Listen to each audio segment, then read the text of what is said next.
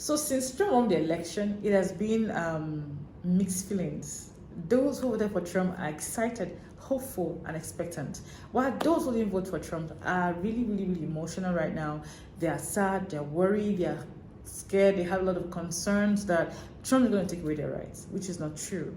And I can see that the media didn't do a great job in making them understand who Trump really is and what he did while he was the president then.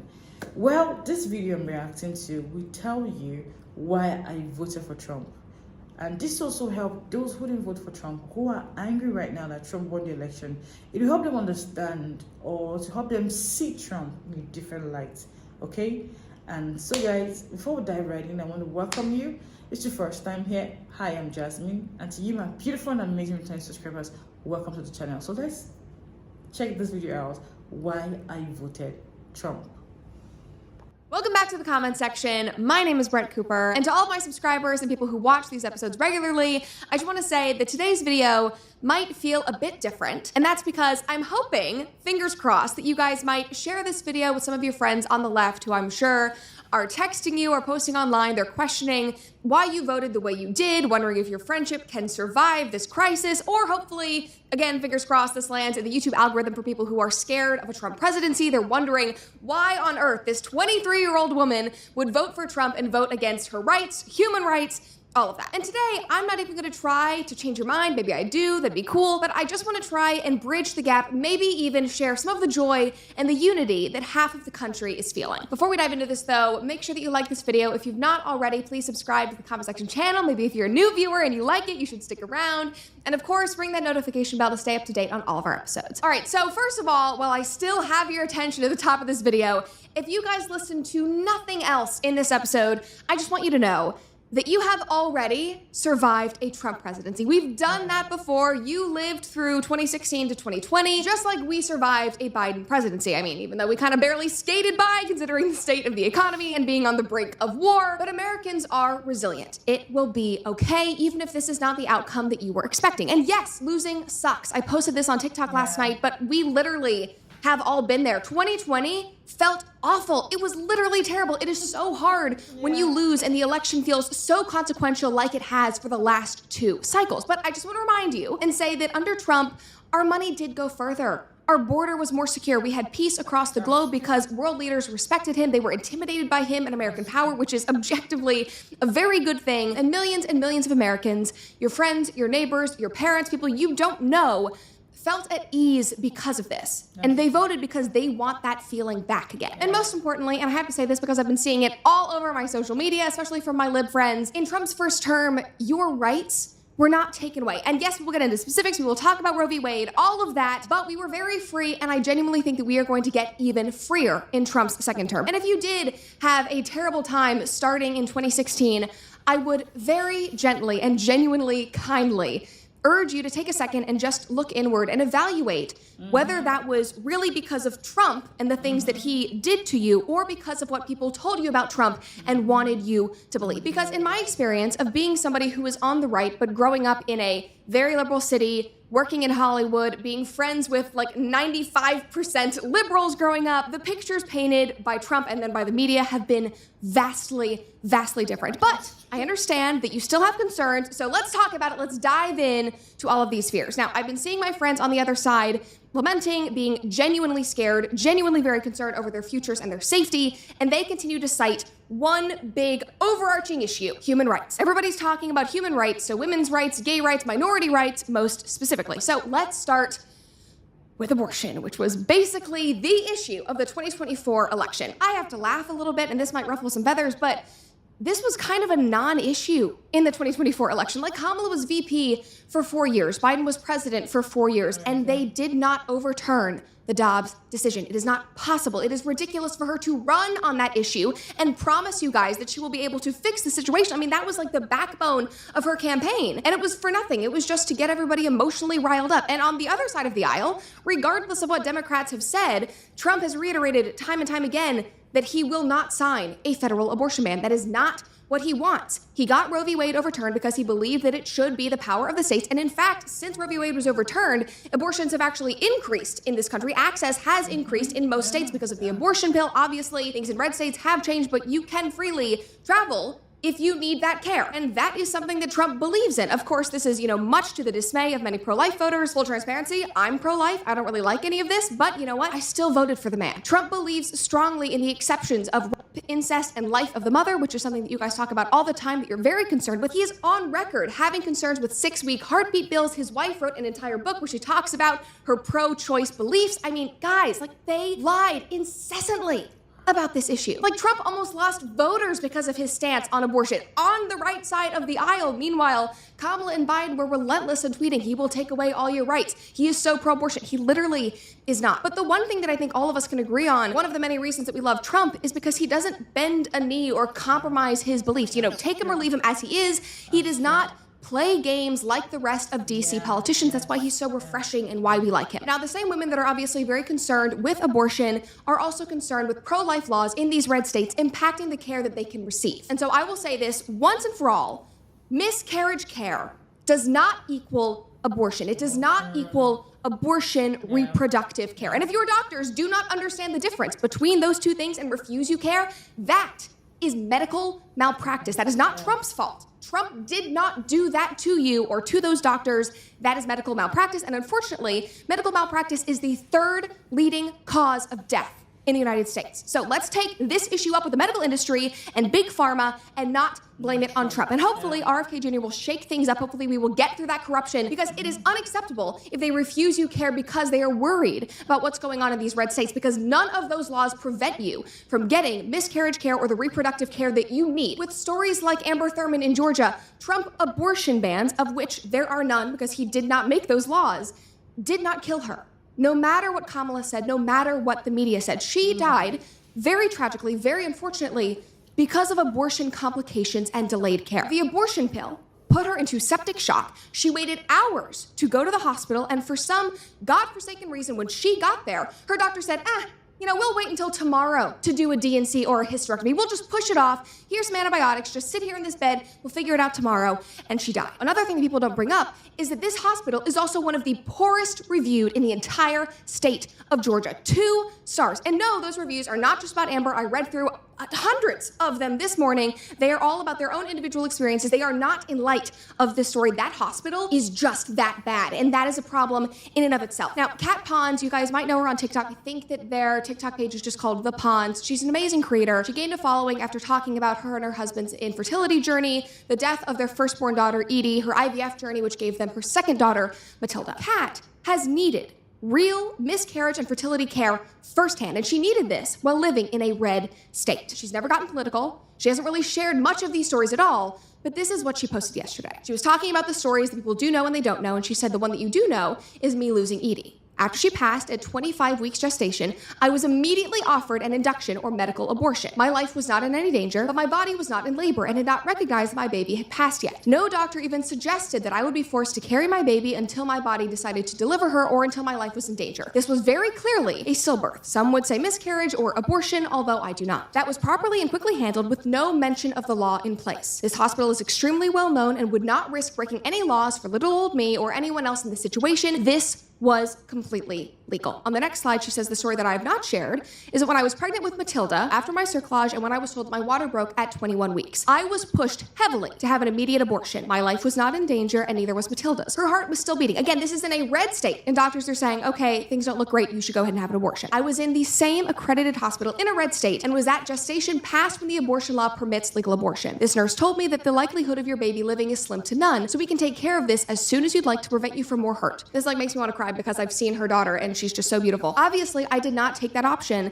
even though this nurse thought that I was crazy for choosing to stay pregnant and Matilda is here, alive, and well. But the point that I am making is that the media has been sharing extremely rare cases similar to mine, often involving medical malpractice to scare you into believing that your options to handle a very wanted pregnancy with complications are limited and dangerous. It is simply not the case. Now, she went on and she talked about a few other things. She shared messages that she's been receiving from OBGYNs and labor and delivery nurses saying, thank you for sharing that. Thank you for saying what the media will not tell women. And so she shared this, and I'm sharing this with you to hopefully show you that it is not always what the media makes it out to be. Find better doctors, hold them accountable, do not be afraid. Because the care that you need in these rare situations is legal, and Trump does not want to stay in the way of that at all. In fact, he wants to help moms. That's why he got RFK Jr. involved in his campaign. They will fight to hold doctors and Big Pharma accountable, to hold our food conglomerates accountable so that moms can stop worrying about what their kids are eating and the accelerating rates of chronic illness and obesity in this country. And by the way, one of the very cool things that,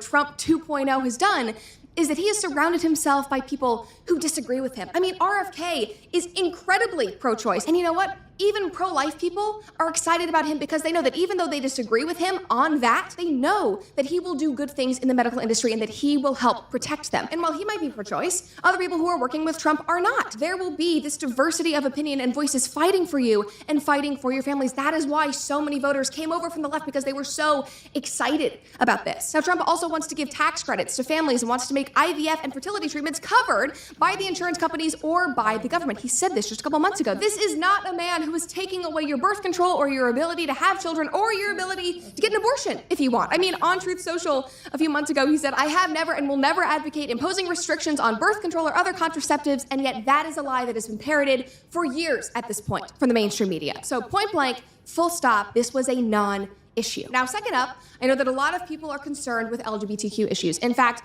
I was on my private Instagram account with all of my old friends, and oh my gosh, I kept seeing the same infographic posted saying, here's therapy for queer voices, here we're gonna advocate for you if you need mental health support in light of this election. And I was just sitting here and I was like, how are people so genuinely afraid? I just want to remind you that Trump was actually the first president who came into office supporting gay marriage. And I know things move fast these days, and we were all young when other people were in office, but that was something that the Obamas, the Bidens, the Clintons were not in favor of until 2010. Obama came into office not supporting same-sex marriage. I believe that marriage is the union between a man and a woman. I believe that marriage is not just a bond, but a sacred bond between a man and a woman. And yet there are videos from Trump in the 90s and the early 2000s being like, hey, yeah, dudes like dudes, free love. What do I care? And yet you never see that side of him. Trump also appointed the first gay cabinet member to the US government, and he launched the first global initiative to decriminalize homosexuality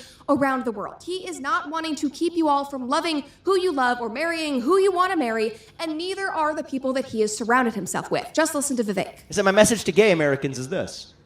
You're free to love who you want, to marry who you want if you want, without the government standing in your way. But that doesn't mean that boys should be able to compete with girls in girls' sports. 100%. And that doesn't mean that we subject our kids to over-sexualization or genital mutilation or chemical castration. And I think we should be able to draw those distinctions. And I completely agree. We definitely have lines in the sand that some of you might not agree with, but I actually think that they are very common sense lines in the sand, which kind of takes us to what Trump will do on these issues, because Trump does want to protect women's spaces. And for those of you who are concerned with women's rights, I hope you see how important and positive this is. I mean, Trump wants to protect Title IX, which, by the way, Biden and Harris tried to rewrite at the expense of women this year. Trump wants to keep biological men who have clear scientific biological advantages out of women's sports so that women have the opportunity to thrive and compete and win on their own without fear of having to compete against a 6'3", broad shoulders man who was born as a man and went through puberty as a man. I mean, this is why we fought for Title IX in the first place, so that women would have privacy and have security and have our own spaces. I mean, that's just common sense. That is actually being very empathetic and kind to women. And this big one that I know a lot of people hate, he wants to stop the medical transitioning of minors. And maybe we will never agree on this. And this is something that I personally will never compromise on. To us and to him, it makes no sense. And it seems totally wrong that children with developing minds can go to the doctor, be given an approval note literally from a therapist online, which yes, is happening, and can immediately be put on puberty-blocking drugs that are literally used to chemically castrate criminals and offenders in our society. Do what you want as an adult. I don't care. Call yourself whatever you want, dress however you want, marry whoever you want to marry. I don't really care. But we need to stop chemically castrating children. We need to stop chopping off their genitals and their breasts before they are even developed under the guise of kindness and inclusivity, often rendering them infertile and without the ability to ever experience sexual pleasure or ever have an orgasm in their adult life. That is insane, and we're doing that to 10-year-old kids. Kids that often grow out of these feelings. Kids who are usually just going through weird hormonal changes and don't know where they're fitting in. Kids that often detransition later in life but cannot undo the irreversible damage that has been done to them by doctors. It must stop. But other than that, I really do not think that Trump cares about who you sleep with and who you marry. Like, he genuinely has bigger issues to concern himself with, like unprecedented inflation, the recession, impending nuclear war, Israel, Palestine, Iran, gas prices, all of it. He cares about that a lot more than he cares about involving himself in your bedroom. Just say, I mean, Americans can barely afford the grocery store anymore, let alone a good quality steak, but thanks to Good Ranchers, they don't really have to worry about that because they are trying to make this holiday season more affordable for you. Because let's be honest, between the holiday chaos and questionable meat quality at grocery stores, preparing the perfect meal can feel overwhelming. And that is where Good Rancher steps in to transform your 2024 Thanksgiving experience. They are not just delivering meat, they are delivering peace of mind. Every cut comes from American farms and ranches, free from antibiotics and hormones. I mean, we are talking about steakhouse quality meat that is individually vacuum sealed and perfectly trimmed, saving you both time and money. No more settling for imported mystery meat or throwing away freezer burned cuts from the grocery store. And right now, Good Ranchers is offering something extraordinary. If you subscribe to any of their premium meat boxes, they will add a free Thanksgiving ham to your first delivery. We are talking about a 10-pound spiral cut ham that is actually a $110 value.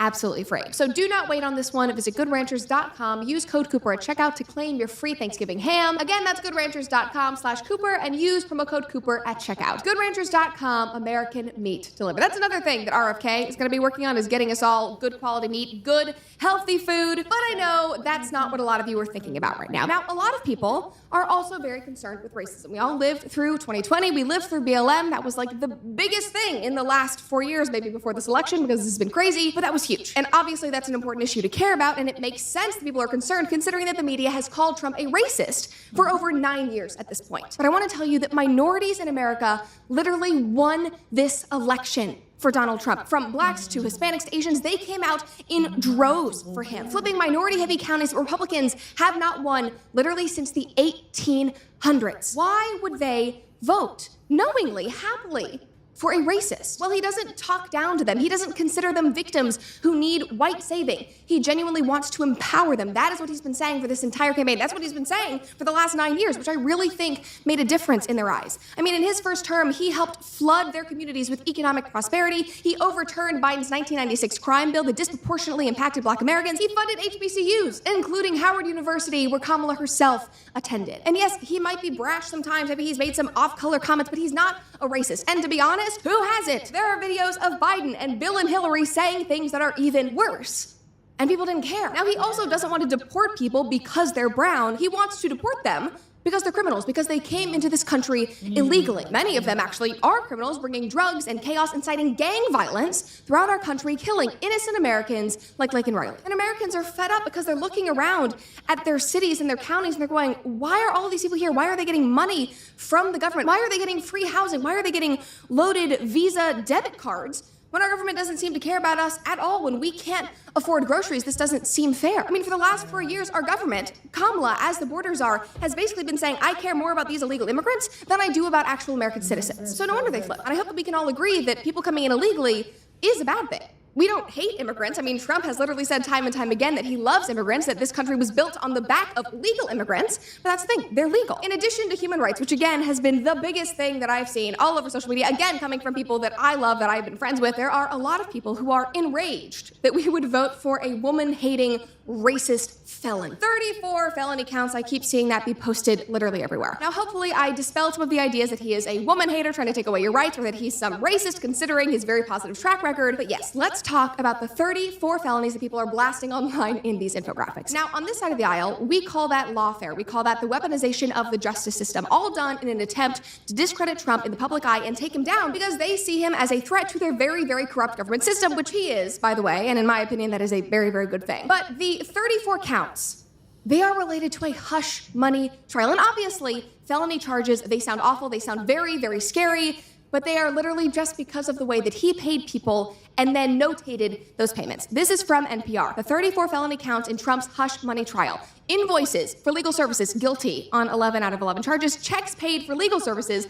Ledger entries for legal expenses. I mean, guys, we're getting twisted up because of how he paid people. We have bigger fish to fry. That part of the case usually gets overshadowed by a woman named Stormy Daniels. She is a porn star who I think it was back in 2015 and then again in 2018 accused Trump of having an affair, resulting in him having her sign an NDA and paid her that hush money. And guess what? All of that was legal. You are allowed to have people sign an NDA. You are allowed to pay them money, compensate them for signing that NDA. If you work in the corporate world, if you are higher up in a company, when you leave that company, you probably also will sign an NDA and you will get a bonus for doing so. Here it is. It is not illegal to pay somebody compensation in exchange for an NDA. But this whole story of the affair really went crazy when Stormy took the stand a few years later and accused Trump not just of having an affair, but of raping her, which I am sorry is absurd because up until that point, she had said that this alleged encounter was all consensual. Why did you Donald Trump? I have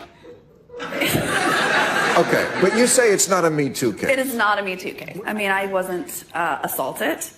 I wasn't attacked or coerced or blackmailed. They tried to shove me in the Me Too box to further their own agenda. She was not coerced. She was not assaulted. This is not a Me Too case. It's important to note that Trump has denied all of this. He denied ever having relations with that woman, and I do not know if he did or not. I don't know if we'll ever know if he actually did. I would be very sad if he had an affair, but that is not going to sway people's votes. Like, they are voting for a president to lead this country. They're not voting for God. They're not voting for a pastor. And if you want to talk about people's personal lives, again, I would gently suggest that maybe, if this really got you riled up, then maybe you should care more about Bill and Hillary Clinton and the interns, about Monica Lewinsky. Maybe we should care more about Biden's daughter writing in her journal that her father would shower with her. Maybe we should care more about Kamala and her Willie Brown affair. Maybe we should care more about her husband, Doug, getting the nanny pregnant in his first marriage and slapping his girlfriend. Those stories didn't sway you, obviously. The media barely covered them, so let's just move on from those types of stories if we are not going to be consistent in how we talk about them in regards to these candidates. Now, the justice system also went after Trump for taking classified documents from the White House. They literally raided his home Mar-a-Lago over this. It was a huge, huge scandal. People were going, oh my gosh, he's a criminal. This is awful. The FBI is raiding him. Well, guys, I hate to say it. It's not just him. So let's take it down a notch. It's not just Trump and Biden. Every administration since Reagan mishandled classified records. National Archives fined. So this was not the scandal that the justice system or the media made it out to be. And so what I'm trying to say here with all of this is that the media lies. We've caught them in their lies. And you might not know it, but usually, like a year later, they go in and they quietly correct and retract these stories. Maybe they'll put like a little thing at the bottom of, a page in the New York Times. Hey, we accidentally screwed up. We did this. They don't share that they lied. They don't share that they had to correct anything. I mean, they are so desperate to discredit this man, they have tried to throw him into jail countless times over how he paid somebody in order to stop him. They have lied about things from his stance on abortion to Project 2025, which, while yes, was created by the Heritage Foundation, that is a conservative organization, that was not written, endorsed, or even read by Donald Trump or his 2024 team. The list of the lies, it seems never ending. It is exhausting for us to constantly be like, actually, this is not true. Actually, this is not true. And that fact has only grown his support. And you might not understand why that might literally seem crazy, but to us, he is sort of a hero. He stands between us and a very corrupt government. He stands between us and the media that lies constantly. He stands between us and government elites who literally hate us, all of us, including you, and profit off of our plights, whether that be through war or the economy. I mean, hello, Nancy Pelosi, insider trading, allegedly, saying that for my lawyers, don't worry. This man stands tall in his resilience and his hope and his optimism about our future. He demonstrates a positive vision of success and ambition, both in and out of politics. His huge, involved, well-adjusted, beautiful family is relatable to those of us who even couldn't dream about having their lifestyle or their opportunities. We still love them and admire them for how tight-knit and intelligent they are. His campaign, it was fun, it was joyful, it was patriotic. Thank God, that was something that so many Americans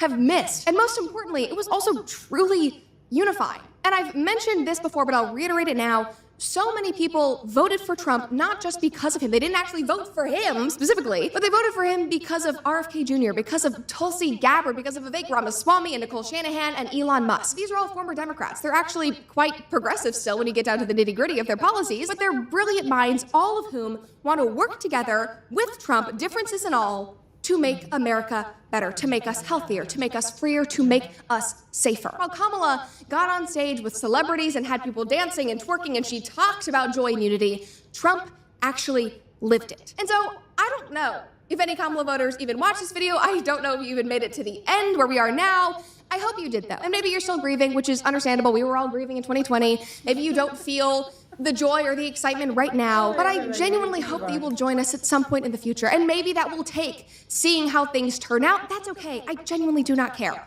Like, we do not have to agree on everything. I mean, obviously, like, so many of us still disagree with Trump on things. But we want a better future that is for the American people, and that is what he is promising. A future that is built on more than just fear and misleading political headlines and celebrity endorsements. And so if you did make it this far, please just stay for 2 more minutes and watch this ad, because I think this sums up how your neighbors, how your friends, how your parents, your kids, or just millions of other Americans felt going into the election, and why we feel so much hope, so much excitement, and so much peace right now. What will we do with this moment? How will we be remembered? This election really isn't about the left versus the right. I'm so obsessed with her. It's about we the people choosing our government and the choice between freedom versus tyranny. Nobody has a chronic disease burden like we have. Like a Kennedy endorsing a Republican, guys. What is going on here is deeper than politics. It is deeply spiritual. We are being called to rise above the hatred and the fear and the evil. We need to remember I love him. And beyond that we must love our neighbors. I can't believe they called him weird. Treat other people as we hope to be treated. Don't you want healthy children?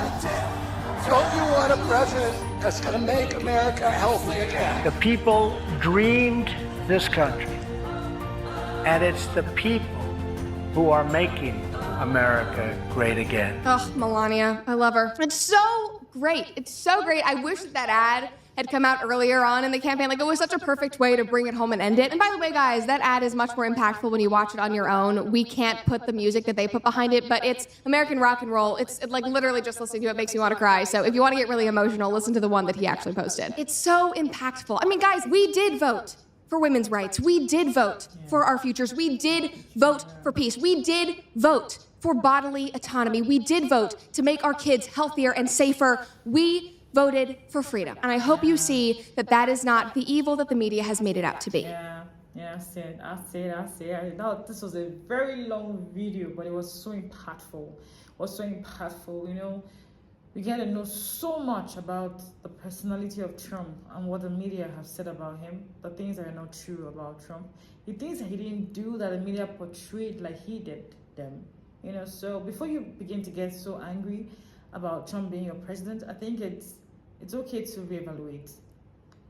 Make a research on him and know that some of the things that the media fed you on about Trump wasn't really true.